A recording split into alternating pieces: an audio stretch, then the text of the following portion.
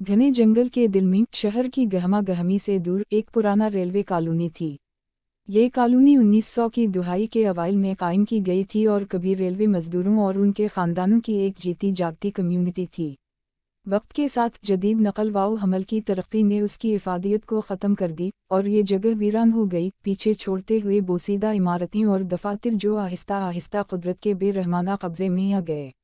एक दिन 4 दोस्त मार्क, लीज़ा, रचल और टॉम ने इस भूली हुई जगह को दरियाफ्त करने का फैसला किया। शहरी मुहिम जोई उनकी मुश्तरका दिलचस्पी थी और रेलवे कॉलोनी अपनी खौफनाक कहानियों के साथ उनके लिए एक नाकाबिल मुज़ाहमत कशिश थी। अफवाहें थीं कि यह भूत दिखाई देते हैं और अजीब वाक़यात होते हैं, लेकिन दोस्त इन कहानियों को सिर्फ अफसाना समझते थे और माजी के एक टुकड़े को दरियाफ्त करने की खुशी में मस्त थे। हिस्सा 2, पहली रात। शाम के करीब पहुंचकर इन्होंने कॉलोनी के दरवाजे के करीब अपना कैंप लगा लिया। बोसीदा इमारतें और जंगालू पटरियां एक ऐसी मंजर पेश कर रही थीं जैसे किसी खौफनाक कहानी से बाहर हों। मानद पड़ती रोशनी लंबे साए डाल रही थी और इर्द गिर्द का जंगल एक खौफनाक खामोशी में डूबा हुआ था। जैसे जैसे वो गहराई में गए, हवा ठंडी होती गई और एक गैर महसूस खौफ उन पर तारी हो गया। इन्हें एक पुराना स्टेशन मास्टर का घर मिला, जिसकी खिड़कियां टूट चुकी थीं और दरवाज़ा लटक रहा था। अंदर हर चीज़ धूल और मकड़ी के जालों से ढकी हुई थी। लीज़ा को एक पुरानी डायरी मिली, जिसके सफ़हात जर्द और नाजुक हो चुके थे। इसने बुलंद आवाज़ में पढ़ना शुरू किया, इसकी आवाज़ खाली जगह में गूंज रही थी। अप्रैल 15, 1923। रात को अजीब आवाज़ें सुनाई देती हैं, सरगोशियों और कदमों की चाप। मजदूर खौफजदा हैं, यहाँ कुछ ठीक नहीं है।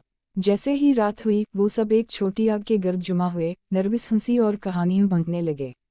माहौल में तनाव था और आग की टिमटमाटी रोशनी सिर्फ इर्द गिर्द के साए को गहरा कर रही थी।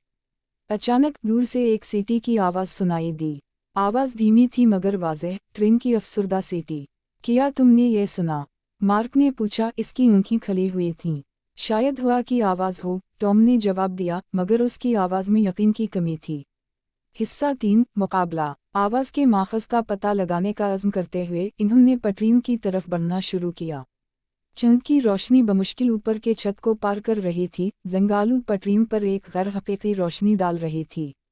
जैसे जैसे वो चलते गए, सीटी की आवाज़ बुलंद होती गई, साथ ही पटरियों पर पहियों की धड़कन की आवाज़ भी सुनाई दी। फिर इन्होंने उसे देखा, धुंध से निकलती हुई एक भौती ट्रेन, जिसकी खिड़कियां एक अजीब रोशनी से चमक रही थीं। ट्रेन आहिस्ता आहिस्ता हरकत कर रही थी, जैसे किसी दूसरे वक्त से गुजर रही हो। खिड़कियों के अंदर इन्होंने 20वीं सदी के अवाइल के कपड़ों में मलबूस मुसाफिरों को देखा, उनके चेहरे पीले और आँखें खोखली थीं। खौफ से रचल पीछे हट गई, इसकी टार्चा गिरकर दूर जा गिरी। ये हकीकत नहीं हो सकती, उसने सरगोशी की, इसकी आवाज़ कपकपा रही थी। ट्रेन पुराने प्लेटफॉर्म पर रुक गई और दरवाजे चरचराते हुए खुल गए। एक दबाव का एहसास उन पर तारी हो गया जब साएदार शक्लें उनकी तरफ बढ़ने लगीं, एक गैर मामूली सी रवानी के साथ। भागो! मार्क ने चीखा, इन्हें उनके जुमूद से झटकने के लिए। वो कैंप की तरफ भागे, दिल धड़क रहा था, मगर साएदार शक्लें उनका पीछा नहीं कर रही थीं। वापस आग के गर्द इन्होंने इस मंजर को समझने की कोशिश की। हमें यहाँ से चले जाना चाहिए, लीज़ा ने कहा, इसका चेहरा पीला था। ये जगह मनहूस है।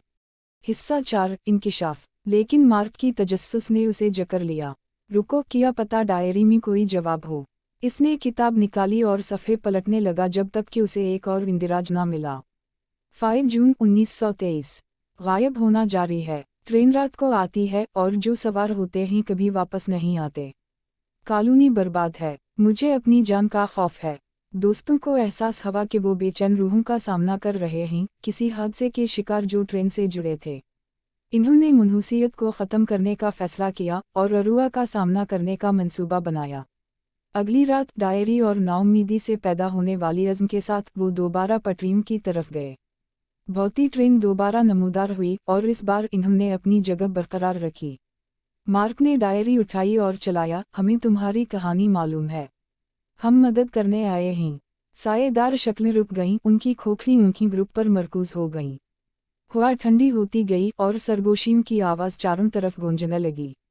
फिर एक आदमी आगे बढ़ा, इसकी शफ़ाफ़ शक्ल चांदनी में चमक रही थी। हम भला दिए गए थे, उसने कहा, इसकी आवाज़ एक खौफनाक गूंज थी। हादिसा, हम फंस गए थे। हमें आज़ाद करो, मार्क ने समझते हुए सर हिलाया। कैसे? डायरी जला दो, हमारी रूहें आज़ाद कर दो। भारी दिल के साथ लीज़ा ने डायरी को आग लगा दी। जैसे जैसे सफ़ात राख में बदलने लगे, बहुती शक्लें धुंधली होने लगीं, उनके चेहरे दिक से सुकून की तरफ बदल गए।